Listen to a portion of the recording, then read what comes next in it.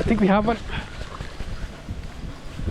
1 4. Alright guys, today I am going to be exploring the fall fishing habits of bass, and I'm at Marina, Laurel Lake. But before we go into the video any further, take a look at the beautiful fall colors.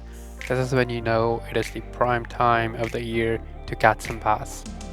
It is very windy today, and as you can see there's a whole lot of ripple in the water. So I am using a 1/4 ounce chartreuse black spinnerbait with a gold willow leaf. And what I'm basically doing is experimenting what I usually do with my every other lure. First, I am spinning it at a steady speed, not too fast, not too slow, and I'm letting the bait dive down underwater.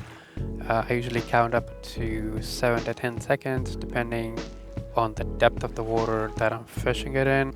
The depth I'm fishing right now is about 10 feet. So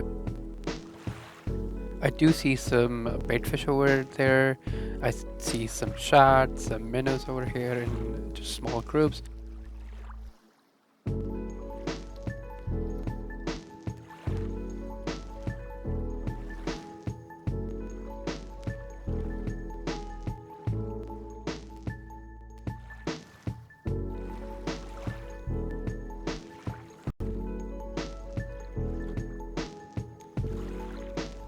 And here we are with our first bass of the day. It doesn't feel like a big one, but I'll take it. I'll take any fish at any time of the day. It's better than being skunked out. And this is my first one for the day on a chartreuse 1/4 ounce spinnerbait with a gold leaf. Looks like a largemouth bass. We're gonna take the hook out of the little guy and throw him back into the water so he can grow up to be a big boy or a big girl. That was the first catch of the day. I usually am looking for structure such as dogs, like how I'm fishing right now. I'm usually looking for baits in the fall because it's all about chasing bait, which is what the fish are doing right now, specifically bass. Usually what I would do is in fall I would follow the bait. If I don't see bait for about 20 to 30 minutes at a place, I usually switch places. Now I have switched places, that I've caught one fish over there, and where I am fishing right now, it's a whole lot more than 10 feet, especially with my casting distance and me letting the lure fall more than 10 feet. I think we should be getting into some pretty good fish. This is a cold front the day of fishing.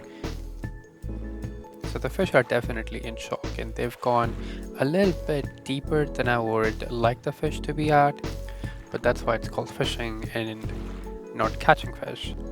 While fishing with the spinnerbait, especially as light as a 1/4 ounce, I usually tend to twitch the lures as well, whether it's a swim bait or a spinnerbait. Any of these baits I make sure that have an erratic motion. At the same time, I'm also trying to match the bait profile of the fish here. The bait fish that I'm seeing around me, they're of different colors: black, your whites, and just a touch green or chartreuse, which is the color I'm throwing right now. Since there's a whole lot of ripple on the water today, it is windy as well.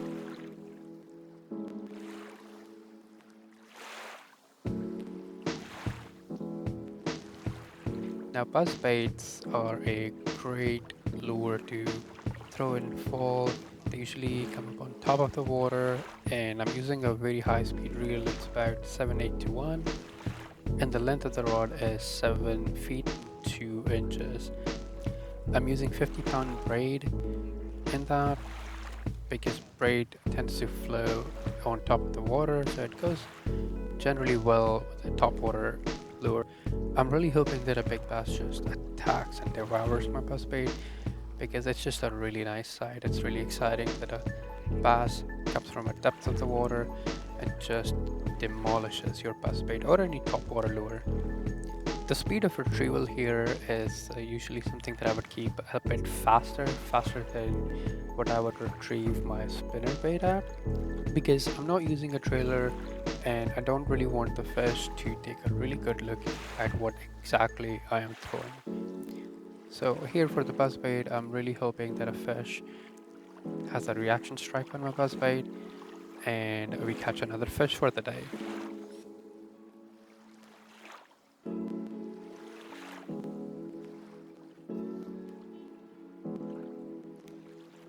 Okay, switching places. Now, where I'm fishing right now, this is a small creek. And I think I have one. Here is another largemouth bass. Again, not too big one, but hey, I'll take another one as compared to none. This bass was hanging around about 7 to 10 feet of water, according to my estimate. The color for the worm I'm using is green pumpkin. The pole is about 6 feet and 6 inches, and I'm using 10 pounds of mono.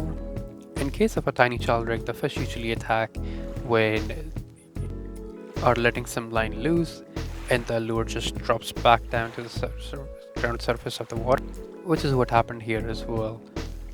I was touching my lure, and I did that a couple times, and that's where the fish devoured it.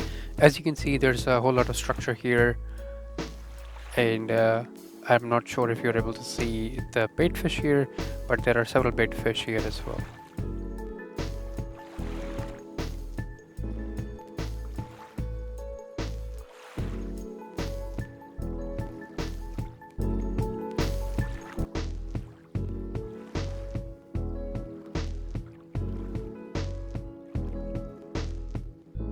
It's starting to pick up rain, and I forgot my rain jacket, so I'm starting to head back, follow for more tips.